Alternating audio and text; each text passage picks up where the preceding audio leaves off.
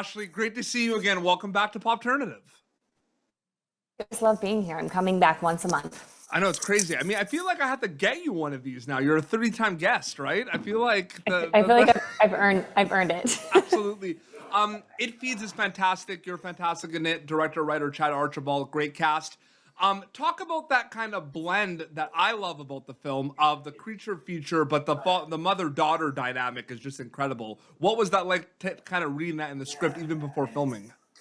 Yeah, I mean, I think that's one of the things that really roped me in is you get this setup of this, Cynthia, my character, is a psychiatrist who, as a clairvoyant, can use telepathy in order to unlock the traumas that are hidden in people's minds. And she's teaching her daughter how to do the same thing. I think that in itself is a really interesting premise and storyline. And we get to do a little setup to kind of give you a little bit of backstory on the relationship before we even get to the supernatural kind of horror element of things. And then it's nice because you kind of see both of those things continue to build throughout the course of the film. And I love a film like that because I think, we want you to care about the characters and we want there to be some other kind of storyline going on than just like someone kind of, slashing people down. And so I thought it was really smart and really well done and emotionally grounded and, allowed people to have something to also talk about after the film finished, because I think everyone relates to the monsters that we have in our head. Everyone relates to whatever kind of trauma they have, whether it be generational or not. And so I just, loved that it kind of beautifully kind of wrapped all those things up with a bow. Mm-hmm. You have worked in the horror kind of fantasy genre for quite some time, but recently you have there's been this run that you're really working in this genre. You seem to really enjoy working in it. What can you tell me about this current run that you're on, working in the horror movie genre at a time where there's a big appetite for it, and at a time where, like Chad Archibald, there's these incredible filmmakers that are pushing the envelope and elevating the genre, so to speak? Yeah. I mean, I think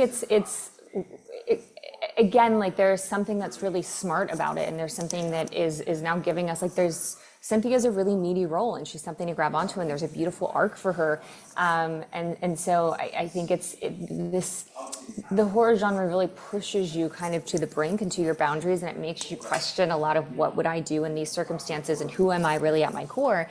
And so I think, for me, that's really the exciting part of it, is that, and then you get to throw in these jump scares and scare the crap out of people at the same time. Like, I just think it's a really fun ride. And it also, in a time where people are looking to kind of disconnect from everything that's going on in the world, I think this allows you to jump into this really kind of phenomenal world for a little while.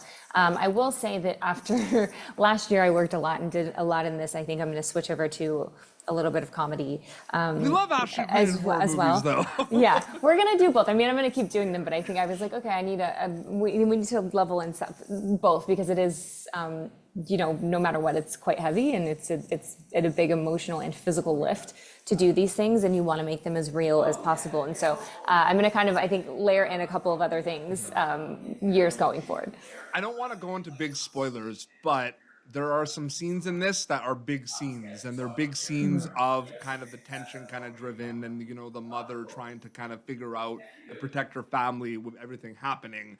I'm wondering, because it's funny, because we watch these scenes sometimes and we see like they're 2-3 minute scenes, but sometimes they're really big scenes that might take a long time, so to speak. So I'm wondering, when you have these big kind of pivotal scenes, right, in a film, does sometimes it feel like that scene that maybe takes like a whole day or two, right? Does it feel like its own movie, or does it feel like it's part of like the big kind of overall storytelling process of It Feeds?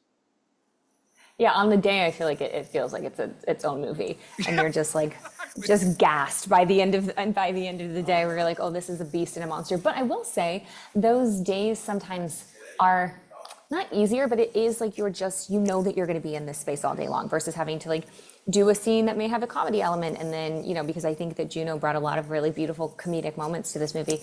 When you're in kind of this big moment for the full day, like you give yourself the leash to be able to go like, I'm just going to kind of almost like method acting. You're like, all right, I'm going to be in this space for the whole entire day. And it's a little easier than having to kind of like go in and out of things sometimes.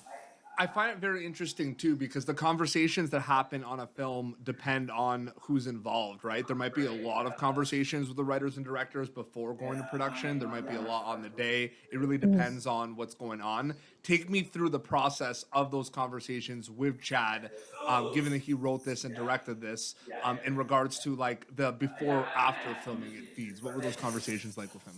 Yeah, those conversations are always really important to me, and it's a thing where I'm like, well, this is going to go really well or not, because I usually have a lot of notes, and with this one, I actually didn't have like a ton to change, which was really nice. And I think this story is so personal to Chad, and he shared with me kind of where the manifestation of this creature came from, and it's to deal with his family and loss of family members to cancer, and so there.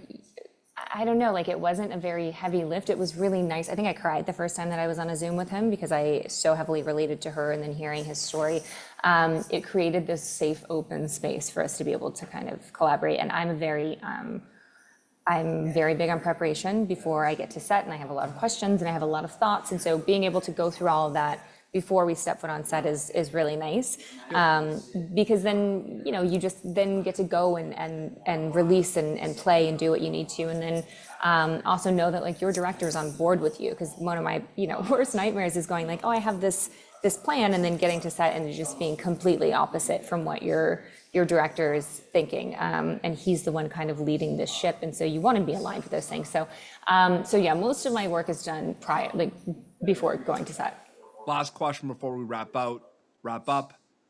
You kind of talked about the emotional kind of aspects of the characters and of the story and everything. I just wanted to kind of ask something specifically about the creature feature component of the film, because I think that's such an eye-opening thing when we finally see everything. I don't want to go to the big spoilers.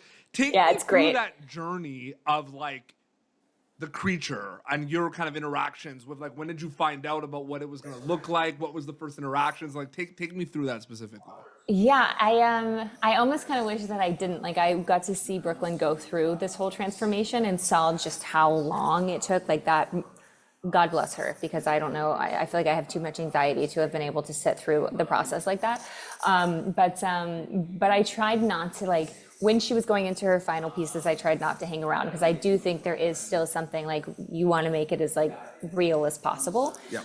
But it was pretty gruesome on set. Like there wasn't, thankfully, you didn't have to pretend that much. It was super gooey, slimy. It was like hot. It was, it didn't smell the best. And so we, again, like props, hats off to her. But I feel like I didn't have to imagine that much, because then you see it on screen and it's terrifying. Absolutely. I don't ever want to be in it. Like the fact that Jordan had to, or the fact that Ellie had to be in a coffin with that thing is just, I would die. Kind of crazy. It feeds, a lot of opportunities for people to check it out in North America. World premiere at Panic Fest. Toronto premiere last night. Congratulations to the team. Thank you. Ashley, honor and privilege as always to speak to you. You're the best. Thank you You so much do for your time. too. I'm just going to keep doing these movies so I can talk to you over Absolutely. and over and over again. Thank you so much. All the best. Appreciate it. Awesome. Thank you for tuning in to Popternative. Make sure to check out our past episodes of Popternative on YouTube. This has been an Autograph Communications production.